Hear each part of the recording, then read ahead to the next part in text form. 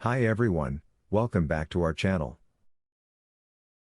Today's topic is something that has been discussed for decades and yet continues to persist in our society: racism.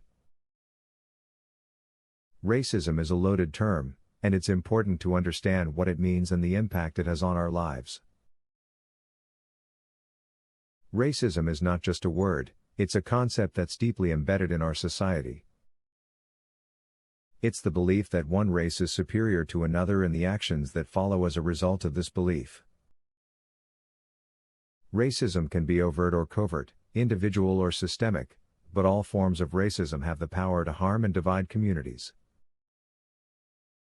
Let's break down the different types of racism. Overt racism is the most obvious form. It's characterized by blatant discrimination, verbal abuse, or physical violence against people of a different race.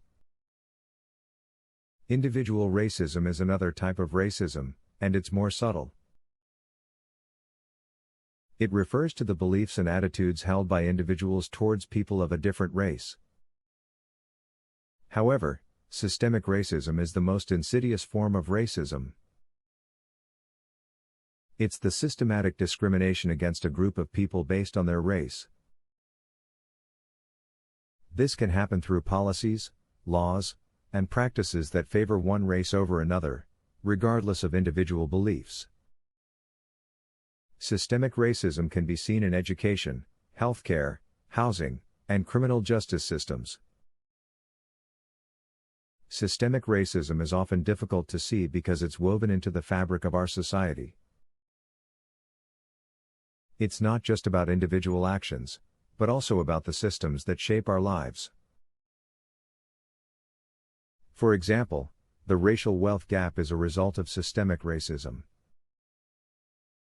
It's a persistent and growing problem in which white families have significantly more wealth than black and brown families due to historical policies and practices that have systematically disadvantaged non-white communities. It's important to understand that racism affects everyone, regardless of their race. Racism can lead to unequal opportunities, poor health outcomes, and a lower quality of life for those who are targeted by it. It also creates tension and division within communities and undermines the trust we have in our institutions. We must acknowledge the existence of racism in our society and work together to create a more equitable and just world. It starts with educating ourselves and others about the impact of racism and actively working towards dismantling systemic barriers that perpetuate it. Let's make a commitment to building a better future, one in which racism has no place. Thank you for watching, and we'll see you next time.